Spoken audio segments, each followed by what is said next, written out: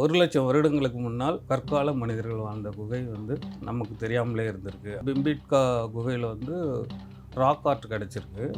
ஆனால் இது ராக் ஆர்ட்டுக்கு முன்னால் இப்போ நான் சந்தித்த தொல்லியல் அறிஞர்கள் என்ன சொன்னாங்கன்னா, இது உண்மையிலே கற்கால மனிதர்கள் வாழ்ந்த இடம். இந்த இடம் வந்து பூர்வீகமாக தொன்மையாக அந்த கற்கருவிகளை கொண்டு தன்னோட தேவைக்காக வேட்டையாடின அந்த கற்கால மனிதர்கள் வாழ்ந்த குகை அப்படிங்கிறது தான்.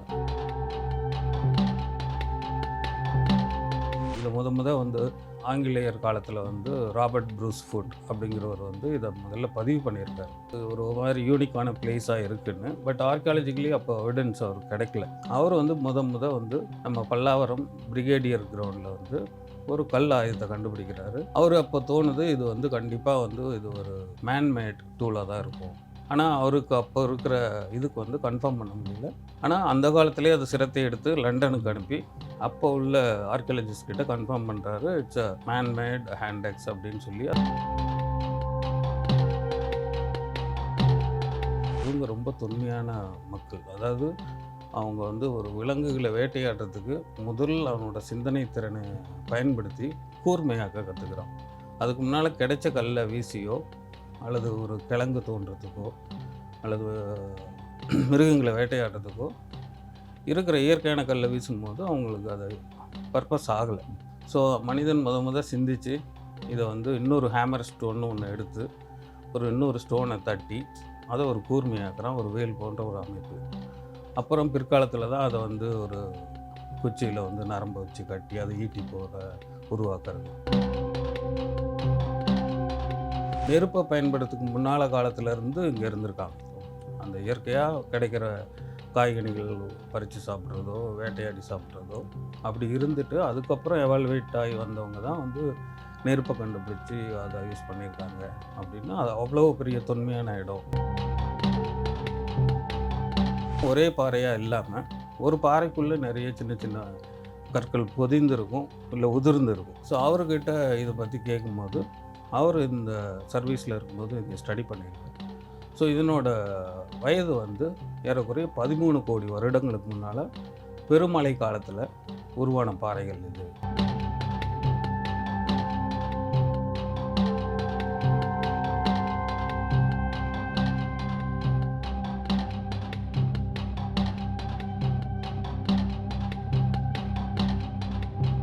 தமிழ் பாரம்பரியத்தின் பொக்கிஷங்களில் ஒன்று குடியம் குகைகள். சென்னைக்கு அருகிலேயே இருக்கும் இந்த குகைகளில் ஆதிவாசி மனிதர்கள் வாழ்ந்திருக்கிறார்கள். 2000 வருஷத்திற்கு முன்னால் தமிழர்கள் நகர நாகரிகமாக வாழ்ந்ததற்கான ஒரு ஆதாரம் கீழடியில் கிடைத்திருக்கிறது என்றால் 2,00,000 வருஷத்திற்கு முன்னால் நம் முன்னோர்கள் வாழ்ந்த இடம் குடியம் குகைகள்.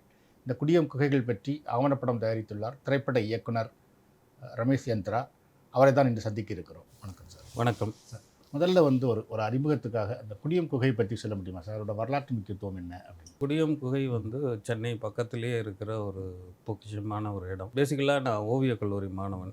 அந்த ஓவியக் கல்லூரியில் பார்ட் ஆஃப் ஸ்டடி வந்து இந்தியா முழுக்க இருக்கிற அனைத்து தொல்லியல் இடங்கள், வரலாற்று இடங்களை வந்து கூட்டிகிட்டு போய் ஸ்டடி டூர் அங்கே போய் ஸ்கெட்ச் பண்ணுறதுக்கான வாய்ப்பும் கொடுப்பாங்க. எங்களோட சிலபஸ்லேயே இல்லாத ஒரு சப்ஜெக்ட், ஒரு இடம். கல்லூரியெலாம் முடித்த ஒரு நண்பர் வந்து கூட்டிகிட்டு போனார். ஸோ அங்கே வந்து நான் போனப்போ தமிழ்நாடு அரசு தொல்லியல் துறை சார்பாக ஒரு பலகை வச்சுருந்தாங்க. Way to Kudiyam caves where palaeolithic people lived 1,00,000 years ago அப்படின்னு. எனக்கு அதிர்ச்சியும் ஆச்சரியமாகவும் இருந்துச்சு. ஸோ 1,00,000 வருடங்களுக்கு முன்னால் கற்கால மனிதர்கள் வாழ்ந்த குகை வந்து நமக்கு தெரியாமலே இருந்திருக்கு அப்படின்னு சொல்லி அதனோட ஆராய்ச்சியை துவங்கணும். அதேமாதிரி அந்த 1,00,000ங்கிறது இந்தியாவில் வேறு எங்கேயுமே இது வரைக்கும் அப்படி கிடைக்கலன்னு நினைக்கிறேன். ஏன்னா இந்தியாவில் முதல்ல 1,00,000 வருஷத்துக்கு முன்னாடி ஒரு குகையில் வாழ்ந்த இடம்னா அது குடியம் குகை தான் இருக்கும். ஆமாம். இதுக்கப்புறம் வந்து பிம்பிட்கா குகையில் வந்து ராக் ஆர்ட் கிடச்சிருக்கு. ஆனால் இது ராக் ஆர்ட்டுக்கு முன்னால் இப்போ நான் சந்தித்த தொல்லியல் அறிஞர்கள் என்ன சொன்னாங்கன்னா, இது உண்மையிலே கற்கால மனிதர்கள் வாழ்ந்த இடம். ராக் ஆர்ட்டுங்கிறது அதுக்கப்புறம் அவங்க கொஞ்சம் எஜுகேட் ஆகி அதுக்கப்புறம் அவங்க ரிலாக்ஸ் பீரியடில் தான் அந்த ஆர்ட்டெல்லாம் வரைஞ்சிருக்காங்க. இந்த இடம் வந்து பூர்வீகமாக தொன்மையாக அந்த கற்கருவிகளை கொண்டு தன்னோட தேவைக்காக வேட்டையாடின அந்த கற்கால மனிதர்கள் வாழ்ந்த குகை அப்படிங்கிறது தான் இதனோட ஆரம்ப புள்ளியாக இருந்துச்சு. ஸோ இது நான் நம்பலை ஸ்டார்டிங்கில். ஐடியில் வேலை பார்த்ததுனால அந்த டைமில் நான் நிறைய சர்ச் பண்ணேன். ஒரு விக்கிபீடியா பேஜ் கூட இல்லை. ஸோ அதுக்கப்புறம் நான் நேராக தொல்லியல் துறைக்கு போய் அங்கே சில கான்டாக்ட் எனக்கு கிடச்சி அப்புறம் இதை பற்றி நம்ம தென்னிந்தியாவோட ப்ரீ ஹிஸ்ட்ரி சொல்லுவாங்க, தொல் பழங்காலத்தை பற்றி ஆராய்ச்சி பண்ணிக்கிட்டு இருக்கிற ஒரு சாந்தி பப்புன்னு ஒரு ப்ரொஃபஸர் ஆர்கியாலஜிஸ்ட், அவங்கள மீட் பண்ணேன். ஸோ அவங்க தான் வந்து இதனோட எவிடன்ஸோட இப்போ இதை வந்து ஆங்கிலேயர் காலத்தில் வந்து ராபர்ட் ப்ரூஸ் ஃபுட் அப்படிங்கிறவர் வந்து இதை முதல்ல பதிவு பண்ணியிருக்காரு. இது ஒரு மாதிரி யூனிக்கான பிளேஸாக இருக்குன்னு. பட் ஆர்கியாலஜிக்கலி அப்போ எவிடன்ஸ் அவருக்கு கிடைக்கல. அவர் தான் பிற்காலத்தில் வந்து இந்திய தொல் பழங்காலத்தின் தந்தை அப்படிங்கிற பேரே வாங்கின ஒரு காரணம், அவர் நம்ம சவுத் இந்தியாவில் எஸ்பெஷலி தமிழ்நாடு பிரசிடென்சியில் இருக்கிற எல்லா இடமும் அவர் தொழில் ரீதியாக இங்கே உள்ள கனிமங்களை வந்து கண்டுபிடிக்கிறதுக்காக அவருக்கு கொடுத்த தொழில். அவர் வந்து வந்து நம்ம பல்லாவரம் பிரிகேடியர் கிரவுண்டில் வந்து ஒரு கல் ஆயுதத்தை கண்டுபிடிக்கிறாரு. அவர் அப்போ தோணுது இது வந்து கண்டிப்பாக வந்து இது ஒரு மேன்மேட் டூலாக தான் இருக்கும். ஆனால் அவருக்கு அப்போ இருக்கிற இதுக்கு வந்து கன்ஃபார்ம் பண்ண முடியல. ஆனால் அந்த காலத்திலே அது சிரத்தை எடுத்து லண்டனுக்கு அனுப்பி அப்போ உள்ள ஆர்கியாலஜிஸ்ட் கிட்ட கன்ஃபார்ம் பண்ணுறாரு. இட்ஸ் அ ஹேண்டெக்ஸ், மேன்மேட் ஹேண்டெக்ஸ் அப்படின்னு சொல்லி அதை பதிவு பண்ணியிருக்காரு. ஸோ அதன் தொடர்ச்சியாக தான் அவரும் வில்லியம் கிங்ஸும் இந்த குடியம் குகையும் போய் ஆராய்ச்சி பண்ணியிருக்காங்க. அதுக்கு பக்கத்தில் இருக்கிற அத்திரம்பாக்கம், அந்த அத்திரம்பாக்கம் ஆற்றுப்படுகையில் இன்னமும் நம்ம கற்கால கருவிகள்லாம் கிடச்சிட்டு தான் இருக்குது. அது ஆர்கியாலஜி ஸ்டூடெண்ட் போய் ஸ்டடி பண்ணிட்டு தான் இருக்காங்க. நிறைய பதிவுகளும் இருக்குது. இன்டர்நேஷ்னலாகவே இந்தியா மேப்பில் பார்த்தோம்னா இந்த தென்னிந்தியாவில் இருக்கிற இந்த அத்திரம்பாக்கம் வந்து ஒரு பெரிய ஹிஸ்டாரிக்கல் பிளேஸ்னு சொல்லி பதிவு பண்ணியிருக்காங்க. சார், நீங்கள் அந்த இடங்களை பார்த்த வரைக்கும் நீங்கள் இது தொடர்பாக நிறைய ஆய்வுகள் செஞ்சுருப்பீங்க. அந்த அந்த வகையில் அப்போது அந்த லைஃப் எப்படி இருந்திருக்குன்னு நினைக்கிறீங்க? என்னோட இன்ட்ராக்ஷன் வித் ஆர்கியாலஜிஸ்ட் அவங்கக்கிட்ட கேட்கும்போது, சார் இவங்க ஏன் இன்னும் இந்த கோயிலில் எதுவும் வரையலை அப்படிங்கிறப்போ, இல்லை இவங்க ரொம்ப தொன்மையான மக்கள். அதாவது அவங்க வந்து ஒரு விலங்குகளை வேட்டையாடுறதுக்கு அவனோட சிந்தனை திறனை பயன்படுத்தி கூர்மையாக்க கற்றுக்கிறான். அதுக்கு முன்னால் கிடைச்ச கல்லை வீசியோ அல்லது ஒரு கிழங்கு தோன்றதுக்கோ அல்லது மிருகங்களை வேட்டையாடுறதுக்கோ இருக்கிற இயற்கையான கல்லை வீசும்போது அவங்களுக்கு அது பர்பஸ் ஆகலை. ஸோ மனிதன் சிந்தித்து இதை வந்து இன்னொரு ஹேமர் ஸ்டோன்னு ஒன்று எடுத்து இன்னொரு ஸ்டோனை தட்டி அதை ஒரு கூர்மையாக்குறான், ஒரு வேல் போன்ற ஒரு அமைப்பில். அப்புறம் பிற்காலத்தில் தான் அதை வந்து ஒரு குச்சியில் வந்து நரம்பை வச்சு கட்டி அதை ஈட்டி போல உருவாக்குறது. ஸோ இவங்களுக்கு வந்து இந்த ஸ்டேஜ் எனக்கு தெரிஞ்ச அந்த ஆர்கியாலஜிஸ்ட் சொன்ன ஃபீட்பேக் என்ன, நெருப்பை பயன்படுத்துக்கு முன்னால் காலத்திலேருந்து இங்கே இருந்திருக்காங்க. அந்த இயற்கையாக கிடைக்கிற காய்கனிகள் பறித்து சாப்பிட்றதோ வேட்டையாடி சாப்பிட்றதோ அப்படி இருந்துட்டு அதுக்கப்புறம் எவால்வேட் ஆகி வந்தவங்க தான் வந்து நெருப்பை கண்டுபிடிச்சி அதை யூஸ் பண்ணியிருக்காங்க அப்படின்னா அது அவ்வளோ பெரிய தொன்மையான இடம். ஸோ ஆர்கியாலஜிஸ்ட் கூற்றுப்படி இது வந்து அங்கே ராபர்ட் ப்ரூஸ் ஃபுட்டுக்கு அப்புறம் இந்திய ஏஎஸ்ஐ என்ற சொல்லப்படுகிற ஆர்கியாலஜிக்கல் சர்வே ஆஃப் இந்தியா வந்து 1962லேருந்து 64 வரைக்கும் அகழ்வாராய்ச்சி பண்ணியிருக்காங்க. ஸோ அப்போ கிடைச்ச கல்கருவியை அவங்க வந்து லேபுக்கு எடுத்துகிட்டு போய் டெஸ்ட் பண்ணதும் ஆர்கியாலஜிக்கல் ரிவ்யூங்கிற அந்த வருடாந்திர புக்கில் வந்து பதிவாயிருக்கு. அப்போ எடுத்த அந்த குடியம் கேஸோட ஃபோட்டோகிராஃப் இருக்குது, அந்த டூல்ஸும் இருக்குது. ஸோ அவங்க அந்த தரவுப்படி சாந்தி பப்பு என்ன சொல்லியிருக்காங்கன்னா, இது வந்து ஒரு மினிமம் 2 லட்சம் ஆண்டுகளுக்கு முன்னால் கற்கால மனிதர்கள் பயன்படுத்திய கருவி அப்படின்னு இந்த டாக்குமெண்ட்ரியில் சொல்லியிருக்காங்க. அதே சமயம் அதில் உள்ள அந்த பாறை அமைப்பு வந்து ரொம்ப வித்தியாசமாக இருந்துச்சு. ஸோ அதனால் வந்து அந்த புவியியல் துறை சார்ந்த ஜியாலஜிக்கல் சர்வே ஆஃப் இந்தியா ஓய்வு பெற்ற டைரக்டர் வந்து அவர்கிட்ட போய் பேசினேன். அவர் அந்த இடத்துக்கே வந்து ஒரு பேட்டி கொடுத்துருக்காரு. ஸோ அதில் எப்படி இருக்குன்னா, ஒரே பாறையாக இல்லாமல் ஒரு பாறைக்குள்ளே நிறைய சின்ன சின்ன கற்கள் பொதிந்து இருக்கும், இல்லை உதிர்ந்து இருக்கும். அது ரொம்ப வச்சு ஒரு கடலை பர்பி மாதிரியான ஒரு டெக்ஸ்சர் இருந்துச்சு. ஸோ அவர்கிட்ட இதை பற்றி கேட்கும்போது அவர் இந்த சர்வீஸில் இருக்கும்போது இங்கே ஸ்டடி பண்ணியிருக்காரு. ஸோ இதனோட வயது வந்து ஏறக்குறைய 13 கோடி வருடங்களுக்கு முன்னால் பெருமழை காலத்தில் உருவான பாறைகள் இது அப்படின்னு அவர் சொல்லியிருக்காரு. ஸோ இது வந்து ஜியாலஜிக்கலாகவும் ரொம்ப தொன்மையான இடம், ஆர்கியாலஜிக்கலாகவும் ரொம்ப தொன்மையான இடம். என்னென்னா அதுக்கப்புறம் இதில் தொடர்ந்து வந்து அகழ்வாராய்ச்சி பண்ணலை. அப்போது எனக்கு தெரிஞ்சு அதுக்கப்புறம் ஸ்டேட் ஆர்கியாலஜி பண்ணது சர்ஃபேஸ் கலெக்ஷன் தான். அது அவங்களே ஒரு புக்கு பப்ளிஷ் பண்ணியிருக்காங்க, வெரி ரீசெண்ட் 2000 அந்த பீரியட்னு நினைக்கிறேன். அது மேலே கிடைக்கிற கற்களை கொண்டு கொஞ்சம் ஆவணப்படுத்தியிருக்காங்க. ஆனால் இன்னும் சீரியஸாக அதில் வந்து ஏதாவது வந்து அகழ்வாராய்ச்சி பண்ணி நம்மளால் இன்னும் மேலும் நிரூபிக்க முடியும்னு நான் நம்புகிறேன். மனுஷர்கள் வந்து கிட்டத்தட்ட விலங்கு மாதிரி இருந்த காலகட்டங்கள், அவங்களுக்கு வீடுன்னு எதுவும் இருக்காது, ஒரு வீடை உருவாக்குறதுக்கும் இருக்காது. அப்போ அவங்க மழைக்கு இந்த மாதிரி விஷயங்களுக்கு ஒதுங்குறதுக்கு இந்த மாதிரி குகைகளில் தான் போய் ஒதுங்கியிருப்பாங்க. ஆமாம், இதே தான் அந்த ஆர்கியாலஜிஸ்ட்டும் சொல்லியிருக்காங்க. அவங்களுக்குன்னு ஒரு ஷெல்டர் அமைச்சு கூட அந்த நாலேஜ் இல்லாத டைமில் அந்த இயற்கையாக எங்கே நமக்கு ஒரு ஷெல்டர் மாதிரி இருக்கோ, இதை வந்து ராக் ஷெல்டர்னு தான் சொல்கிறோம். ஆக்சுவலி குடியம் கேவ்ஸ்னு குகையாக இருந்தாலும் இட்ஸ் அ ராக் ஷெல்டர். ஒரு 100 பேர் அப்படி படுத்துக்கலாம், மழைக்கு ஒதுங்கலாம், வெயிலுக்கு ஒதுங்கலாம். அந்த மாதிரியான அமைப்பு தான் 2 இடத்துலையும் இருக்குது. 16 கேவ்ஸை வந்து கண்டுபிடிச்சிருக்காங்க. அது இன்னும் அக்சசிபிளாக இல்லை, பப்ளிக் அக்சசிபிளாக இல்லை, அல்லது ஆர்கியாலஜிஸ்ட் இவங்களுக்கும் வந்து அது ஃபர்தராக இன்னும் நமக்கு ஸ்கோப் இருக்குதுன்னு சொல்ல வரேன். மீதி இருக்கிற அந்த 14 குகைகளையும் கண்டுபிடிச்சி எக்ஸ்ப்ளோர் பண்ணோம்னா நமக்கு இன்னும் நிறைய தரவுகள் கிடைக்க வாய்ப்பு இருக்குது. கிட்டத்தட்ட விலங்குகளும் அப்படி தானே, என்ன அது ஒரு இந்த மாதிரி ஒரு மறைவான ஒரு இடங்களில் போய் அது இருந்துக்கும். ஆமாம், சிங்கம் புலிகளில் காடுகளில் அந்த மாதிரி தானே இருக்குது. ஆமாம். ஸோ அவங்க அந்த மாதிரியான ஒரு வாழ்க்கையை தான் வாழ்ந்துருக்காங்க. நான் சில டிஎன்ஏ சயின்டிஸ்ட் கிட்ட பேசினேன். இங்கே உள்ளவங்க தான், தமிழ்நாட்டில் இருக்கிற டிஎன்ஏ சயின்டிஸ்ட் கிட்ட பேசினேன். அவங்க வந்து என்ன சொன்னாங்கன்னா, நமக்கு இதில் மேற்கொண்டு அகழ்வாராய்ச்சி பண்ணி ஒரு ஹியூமனோட ஏதாவது ஒரு எச்சங்கள், ஒரு பல்லோ ஒரு முடியோ, இது வந்து ஹேண்டேக்ஸுங்கிறது ஸ்டோன், இதுக்கு ஒரு டேட்டா ஸ்டடி இருக்குது. கார்பன் டேட்டிங்லேருந்து அப்போ சில அட்வான்ஸ் இது இருக்குது. இது இல்லாமல் நம்ம ஒரு உயிரினத்தோட ஒரு எலும்போ ஒரு பல்லோ அப்படி கிடச்சிதுன்னா நம்ம இன்னும் டிஎன்ஏ பேஸ் பண்ணியும் இதை ப்ரூவ் பண்ண முடியும்னு சொல்லியிருக்காங்க. ஆனால் அப்படி ஒரு உடலோட ஒரு பகுதி, அது ஒரு எலும்போ பல்லோ அந்த மாதிரி வந்து ஒரு 1,00,000 வருஷம் வரைக்குமே அது இருக்க வாய்ப்பு இருக்கா? வந்து அப்படி இருக்கா இங்கே உலகத்தில் இங்கே வேறு இடங்களில்? கண்டிப்பாக இருக்கும். அதில் என்ன சயின்ஸில் என்ன சொல்கிறாங்கன்னா, இப்போ அதில் ஒரு இன்ட்ரெஸ்டிங்கான விஷயம் சொன்னாங்க. நம்ம ஒவ்வொருத்தருக்குமே வந்து இந்த டிஎன்ஏங்கிறது அவ்வளோ சீக்கிரம் வந்து லாஸ் ஆகிடாது. டிஎன்ஏ இப்போ ஸ்டோரேஜ் கூட பற்றி ஸ்டடி பண்ணிகிட்ருக்காங்க. அப்போ அந்த 2 பேர்த்துக்கூடையும் நான் அந்த 2 டிஎன்ஏ சயின்டிஸ்ட்கிட்டையும் பேசும்போது, ஏன் அது வந்து சயின்ஸ் படி இப்போ ஆர்கியாலஜிக்கலி அந்த கிடைக்கிற ஆர்கியாலஜி ரிப்போர்ட் கூட ப்ளஸ் ஆர் மைனஸ்ன்னு தான் ரிப்போர்ட் பண்ணுவாங்க. தோராயமாக அப்படிங்கிறது 1,00,000 2,00,000 சொல்லுவாங்க. எங்களுது வந்து பேசிக்கலி சயின்ஸ்.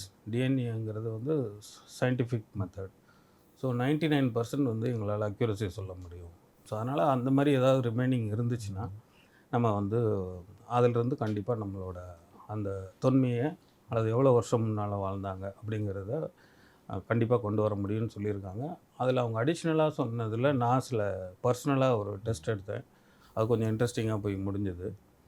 என்ன சொன்னார்னா, இப்போ இங்கே நம்ம இந்தியாவிலேயோ வந்து சட்ட ரீதியாக சில ப்ரூஃப்காக நம்ம டிஎன்ஏ டெஸ்ட் எடுப்போம்.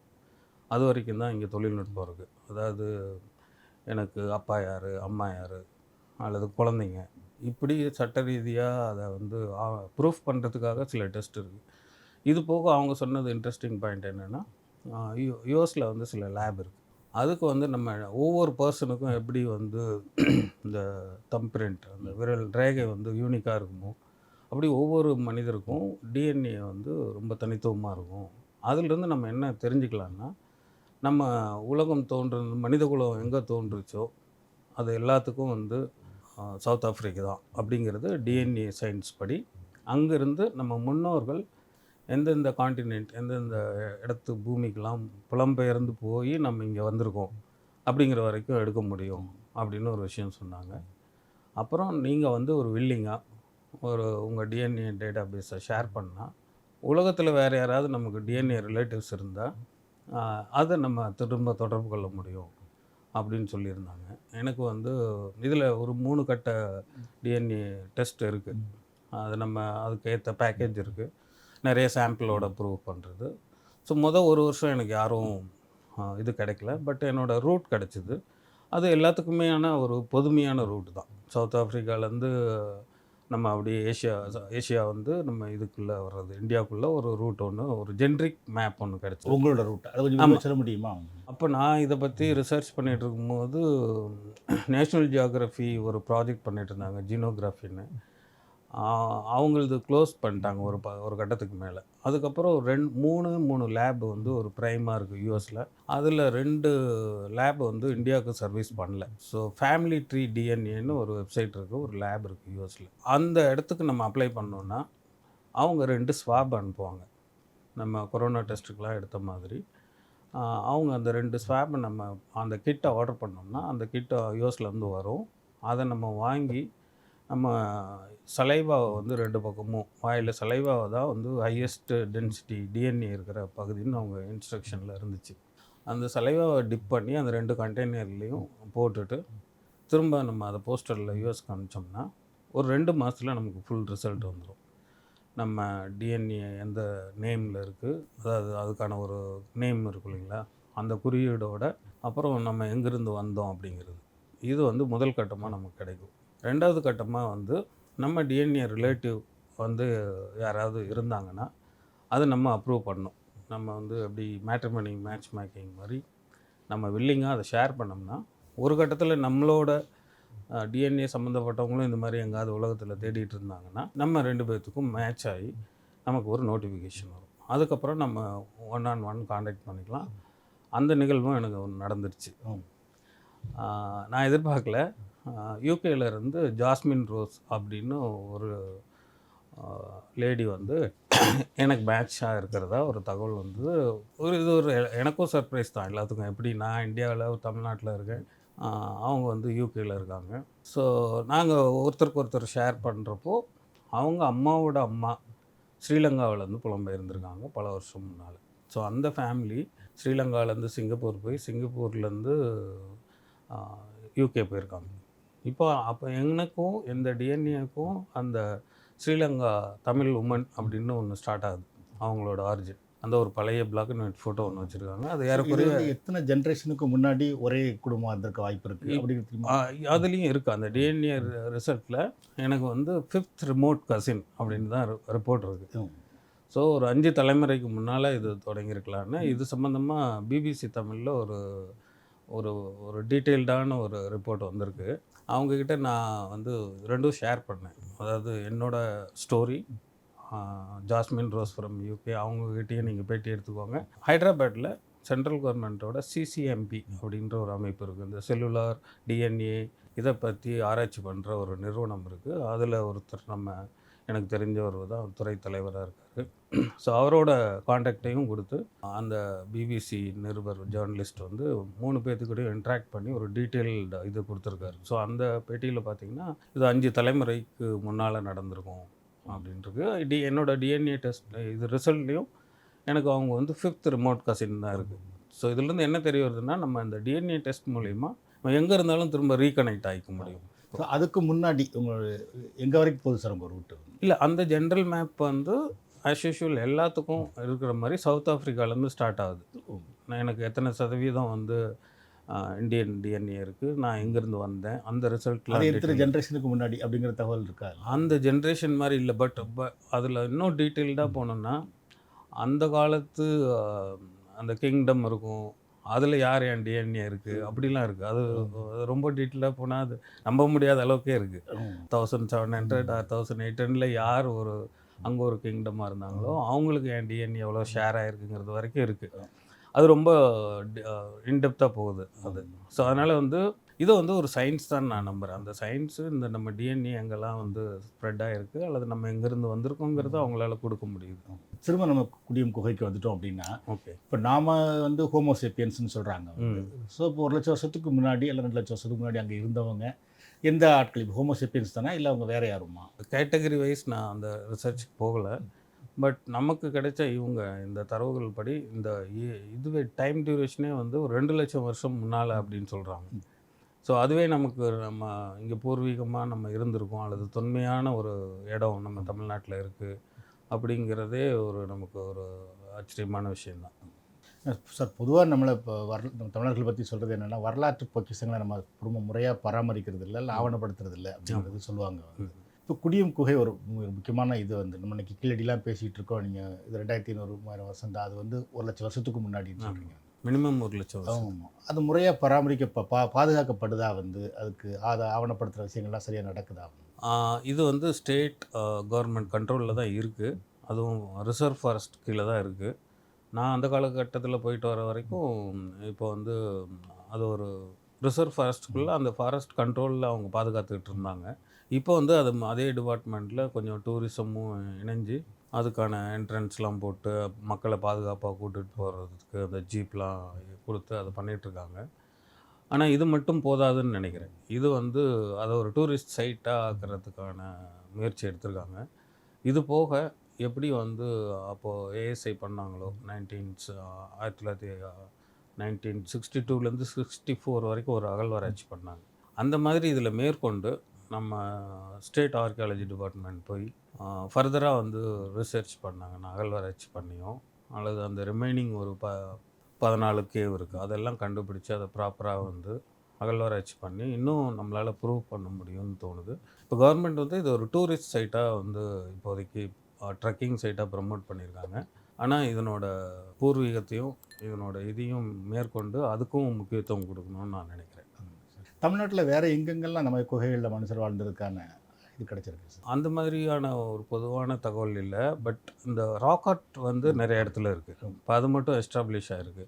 இப்போ இது கூட வந்து இருந்திருக்கலாம், அதுக்கு எந்த தரவுகளும் இல்லாமல் போனதுனால. இதுவே வந்து பிரிட்டிஷ் பீரியடில் ராபர்ட் ப்ரூஸ்வுட் பதிவு செய்யப்பட்டதுனாலையும் அதுக்கப்புறம் ஏஎஸ்ஐ வந்து அங்கே அகழ்வாராய்ச்சி பண்ணதுனாலையும் இந்த இடம் வந்து அந்த அகழ்வாராய்ச்சியில் கிடைச்சல கற்கருவிகள்னால இது வந்து ஒரு இடமா வந்து ஆவணப்படுத்தப்பட்டிருக்கு. இப்போ இதே மாதிரி நம்ம இன்னும் இருக்கலாம், அதுக்கான எந்த எவிடன்ஸும் இல்லை.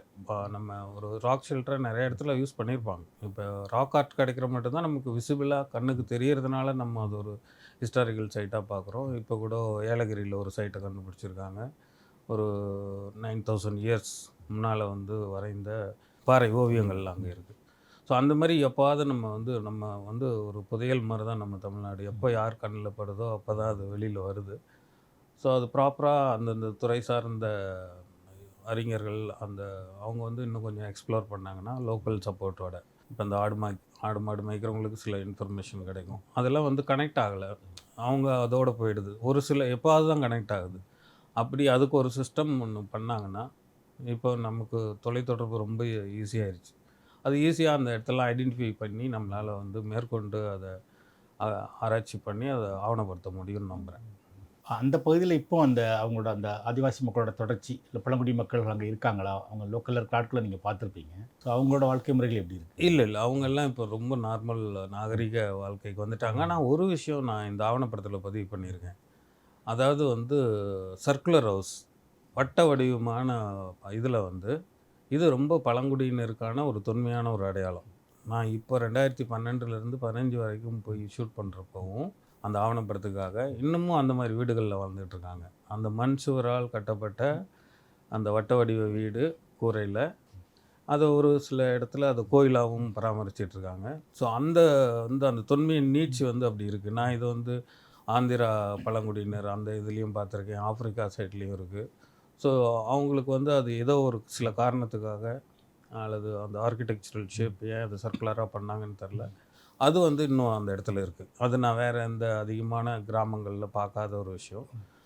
அந்த தொன்மை இருக்குது. ஆனால் இப்போ இருக்கிற அந்த குடியம் அப்படிங்கிற வில்லேஜில் வந்து ஒரு 20-30 குடும்பம் தான் இருக்கும். அவங்களுக்கு வந்து பெருசாக அந்த இம்பேக்ட் இல்லை. பட் அந்த குடியம் குகைக்குள்ளே ஒரு அம்மன் சிலையை வச்சு மன்னாட்சி அம்மன் சிலையாக வழிபட்டுக்கிட்டு இருக்காங்க. அவங்களுக்கு வந்து ஏதாவது வேண்டுதல் இருந்தால் அங்கே போய் பலி கொடுக்கறது அப்படி. ஸோ அது அவங்களோட நம்பிக்கையாக இருக்குது. ஒரு கோயிலாக பார்த்துக்கிட்டு இருக்காங்க. நம்ம வந்து இது ரீதியாக பார்த்தோம்னா, தொல்லியல் ரீதியாக பார்த்தோம்னா நமக்கு வேறு சில ஆவணங்களும் அதிலிருந்து கிடச்சிட்ருக்கு. அந்த கோயில் வந்து எனக்கு தெரிந்து சும்மா ஒரு 100 வருஷம் அப்படி தான் இருக்கும். ஏன்னா அது சிலை செஞ்சவரே அங்கே தான் பக்கத்து ஊரில் இருக்கிறாருன்னு சொன்னாங்க. மேபி வெரி லேட்டர் என்ட்ரி தான். நம்ம எப்போவுமே ஒரு மலை உச்சியில் ஒரு இதை வச்சு வழிபடுறதோ அல்லது குகையில் ஒரு சிலையை வச்சு வழிபடுறதோ நம்மளோட ஒரு பூர்வீகமான ஒரு விஷயம். ஆனால் ரொம்ப தொன்மையாக இல்லை. அது இப்போ உள்ள காலகட்டத்தோட சிலை தான் அது. மேபி ஒரு 100 வருஷங்கள் அதுக்குள்ளே தான் இருக்கும். என்னோடய வேண்டுகோள் என்னென்னா, பொதுமக்கள் போகிறவங்க அந்த இடத்த வந்து பொல்யூட் பண்ணாமல் இருங்க. ஏன்னா நம்மளோட பொக்கிஷம் அதுக்குள்ளே புதஞ்சிருக்கு. அதை அரசும் அந்த துறை சார்ந்த அதிகாரிகளும் அதை போய் கண்டுபிடிச்சி நமக்கு ஆவணப்படுத்துகிற வரைக்கும் நம்ம அதை இன்னும் கொஞ்சம் பாதுகாத்து வைக்கணும் அப்படின்னு. இப்போ நானுமே வந்து அதனோட பார்ட் 2 எடுக்கிறதுக்கு தயாராக இருக்கேன். இந்த டிஎன்ஏ பேஸ் பண்ணியும் அல்லது ரிமோட் சென்சிங் மூலிமா வேறு என்ன கேவ்ஸ் இருக்குது பக்கத்தில் அப்படின்னு. ஸோ அது ஆவணப்படுத்தலாங்கிற ஒரு முயற்சியில் இருக்கேன். உங்கள் ஆவணப்படத்துக்கு கிடைச்ச வரவேற்புகள் பற்றி சொல்ல முடியுமா? கேன்ஸ் ஃபெஸ்டிவல் அது திரையிடப்பட்டுச்சு வந்து. ஆமாம், இந்த மாதிரி விமர்சனங்கள் வந்தது, அதுக்கு வரவேற்பு. இது முதல் முறையாக நாங்கள் வந்து இந்த இடத்த பார்த்த உடனே இதை வந்து ஒரு புத்தகமாக எழுதுனா நம்ம இப்போ இருக்கிற ஜென்ரேஷன்கிட்ட கொண்டு போய் சேர்க்கறதுல ஒரு கேப் இருக்குதுன்னு நினச்சோம். ஸோ நான் ஏற்கனவே வந்து திரைப்படத்துறையில் கலை இயக்குனராக ஒர்க் பண்ணதுனால அப்போ நான் இது ஸ்டார்ட் பண்ணும்போது ஐடியில் ஒர்க் பண்ணிட்டு இருந்தேன். என்னோட ஒரு நண்பர் வசந்த்னு ஒரு கேமராமேன், அவர் சொன்னார் நம்ம இது ஒரு ஆவணப்படமாக எடுக்கலாம் அப்படின்னு சொல்லி ஸ்டார்ட் பண்ணது தான். ஸோ எடுக்கும்போது எங்களுக்கு எந்தவித எதிர்பார்ப்பும் இல்லை. ஃபெஸ்டிவல் பற்றி எங்களுக்கு எந்த நாலேஜும் இல்லை. இதை எடுத்து இது வந்து நம்ம மக்களுக்கு வந்து வெளிக்கொண்டு வரணும். புத்தகமாக வெளியிடுறதுக்கு பதில் ஒரு ஆவணப்படமாக இருந்தால் நம்ம யங் ஜென்ரேஷன் கூட பார்க்க வாய்ப்பு இருக்குது அப்படிங்கிற நோக்கத்தில் தான் எடுத்தோம். பட் கோஇன்சிடெண்ட்டாக நாங்கள் எதேச்சியாக தான் பார்த்தோம். கேன்ஸ் ஃபிலிம் ஃபெஸ்டிவல் என்ட்ரி அது டெட்லைன்லாம் இருந்துச்சு. அதை அனுப்பிச்சோம். அது அனுப்பிச்ச பிற்பாடு எங்களுக்கு அது அன்எக்ஸ்பெக்டடாக நாங்கள் சர்ப்ரைஸாக செலக்ட் ஆயிடுச்சு. ஸோ நானும் கேமராமேனும் அதுக்கு விசிட் பண்ணியிருந்தோம். அங்கே போய் கலந்துக்கிட்டோம். அங்கேயும் நல்ல வரவேற்பு இருந்துச்சு. அட் சேம் டைம் அப்போ பிபிசிலேருந்து ஒரு இன்டர்வியூ எடுத்தாங்க. அப்புறம் கேன்ஸ்லேருந்து பாரிஸ் போய் நம்ம தமிழ் சங்கம் மூலிமா அங்கே 2 ஸ்க்ரீனிங் பண்ணோம். தொடர்ந்து என்ன மக்கள் லேட்டாக வந்ததுனால 2 தடவை அங்கே ஒரு ஸ்க்ரீன் பண்ணோம். அங்கே நல்ல எல்லா தமிழர்களிடையும் நல்ல வரவேற்பு இருந்துச்சு. ஸோ அதனைத் தொடர்ந்து எனக்கு வந்து ஆர்கியாலஜி டிபார்ட்மெண்ட்லேயும் ஒரு ப்ராஜெக்ட் கொடுத்தாங்க. தரங்கம்பாடி பற்றி ஒரு ஆவணப்படம் பண்ணுறதுக்கு அரசு சார்பாக. அப்புறம் இந்த குடியம் குகை கண்டுபிடிச்ச அந்த பிரிட்டிஷ் ஜியாலஜிஸ்ட் ராபர்ட் ப்ரூஸ்ஃபுட், அவர் எனக்கு ரொம்ப இம்ப்ரெஸ் ஆன ஒரு கேரக்டர், என்னோடய ரோல் மாடல்னே சொல்லலாம். அவர் வந்து ஆங்கிலேயராக இருந்தாலும் நம்ம தென்னிந்தியாவில் வந்து அவர் வாழ்நாள் முழுக்க ஒரு 40,000 ஆர்டிஃபேக்ட்ஸ் கலெக்ட் பண்ணி வீட்டில் வச்சுருந்துருக்காரு. அது சம்மந்தமாக அவர் ஒரு நூல் பட்டியலில் மட்டுமே ஒரு 200 பக்கம் அது சென்னை மியூசியத்தில் பப்ளிஷ் பண்ணியிருக்காங்க. கடைசியில் வந்து அது மொத்த கலெக்ஷனும் இப்போது சென்னை மியூசியம் வந்து அப்போவே வந்து அதனோட கமிஷனர் பிரிட்டிஷ் பீரியட்லேயே வாங்கி அதை பாதுகாப்பாக வச்சுருக்காங்க. ஸோ அவர் வந்து கலெக்ட் பண்ண கற்காலத்திலேருந்து இரும்பு காலம் வரைக்கும் ராபர்ட் ப்ரூஸ்ஃபுட் கலெக்ஷன் வந்து தனியாக வந்து அவங்க பாதுகாத்து வச்சுருக்காங்க. ஸோ அவரை பற்றியான ஒரு 25 நிமிஷம் டாக்குமெண்ட்ரி பண்ணியிருக்கேன். ஸோ நீங்கள் சொன்ன மாதிரி பார்த்தீங்கன்னா அந்த குடியம் குகை, அப்புறம் தரங்கம்பாடி, ராபர்ட் ப்ரூஸ் எல்லாம் ஒரு 3 ஆவணப்படம் பண்ணியிருக்கீங்க. ஆமாம். இப்போ நீங்கள் இந்த டிராக்டர்னு ஒரு படம் பண்ணுறீங்க அப்படிங்கிற தகவலும் பார்த்தோம் வந்து. ஆமாம். அது எதை பற்றின சார்? இந்த படத்தை பற்றி சொல்ல முடியும்? எனக்கு வந்து முதல்ல வந்து ஆவணப்படம் தாண்டி ஃபிக்ஷன் சொல்கிற படங்கள் பண்ணுற ஐடியாவில் இல்லை. பட் இருந்தாலும் சில இப்போ ஆவணப்படங்களுக்குன்னு ஒரு எலைட் குரூப் தான் இருக்குது. அதை வந்து இங்கேயும் சரி வெஸ்டர்ன்லேயும் சரி ஆவணப்படத்துக்குன்னு வந்து ஒரு எதிர்பார்ப்போ அல்லது ஆவலோடு பார்க்குறது ரொம்ப குறைவு தான், பொதுமக்கள் மற்ற ஜனரஞ்சக படம் பார்க்குற மாதிரி. அதனால் நான் வந்து இப்போ அடுத்தது ஒரு டிராக்டர்னு ஒரு படத்தோட கதைக்கருவே அகெயின் வந்து ஒரு விவசாயிகளோட வாழ்வியலில் நடக்கிற ஒரு பிரச்சனையை வந்து ஒரு டாக்குமெண்ட்ரிக்கான கண்டென்ட்டை தான் கலெக்ட் பண்ணி வச்சுருந்தேன். ஒரே ஒரு சின்ன இன்சிடெண்ட் எங்கேயாவது ஸ்பார்க் ஆகும்ல. தஞ்சாவூரில் ஒரு டிராக்டர் கடனில் கடைசி 2 தவணை கட்ட முடியாத ஒரு விவசாயியை வந்து கோர்ட் ஆர்டரோட போலீஸ் வந்து அவரை திட்டி ஜப்தி பண்ணி எடுத்துகிட்டு போயிடும். இதுதான் என்னோடய கதைக்கான ஒரு கருவாக எடுத்துக்கிட்டு, அப்புறம் எப்படி வந்து நம்ம மாடுகளோடு வாழ்ந்து அதிலிருந்து இந்த கலாச்சாரம் இயந்திரத்துக்கு மாறிச்சு, ஏன் வந்து அந்த டிராக்டர் பேனட்டில் வந்து இன்னமும் அந்த மாட்டு சிலையை வச்சு அதுக்கு ஒரு கிராட்டிடியூட் பண்ணுறாங்க, அதுக்கு நடுவில் ஒரு கதையை சொல்லியிருக்கேன். இது தற்காலத்தில் நடந்துகிட்ருக்கிற ஒரு கிராமப்புற ஒரு விவசாயியோட ஒரு கதை. ஸோ இதுக்குமே எனக்கு வந்து தயாரிப்பாளர் வந்து கிடைச்சதுக்கு காரணம் இந்த குடியம் கேஸில் இருந்து தான். இந்த குடியம் கேஸ் வந்து எனக்கு கொடுத்த ஒரு வெளிச்சம். அது நான் கேன்ஸ் போனது, ரெட் கார்பெட்டில் நடந்தது, இது மூலிமா தெரிஞ்ச ஒரு தமிழகத்தை சேர்ந்த ஒரு தயாரிப்பாளர் தான் இதை தயாரிச்சிருக்காரு. அவர் இப்போது பாரிஸில் இருக்கார். நிறைய தகவல்கள் சொல்லியிருக்கீங்க. நம்ம இன்றைக்கி கீழடி பற்றிலாம் பேசிக்கிட்டு இருக்கோம். வந்து 2000 வருஷத்துக்கு முன்னாடி உள்ள காலகட்டங்கள் பற்றி பேசியிருக்கோம். நீங்கள் 2 லட்சம் வருஷத்துக்கு முன்னாடி விஷயங்களை சொல்லியிருக்கீங்க வந்து. ஸோ இது வந்து பார்வையாளர்களுக்கு நாம் கடந்து வந்த பாதையை தெரிஞ்சுக்கிறதுக்கு ஒரு உபயோகமாக இருக்கும்னு நினைக்கிறேன் வந்து. தேங்க்யூ, நன்றி.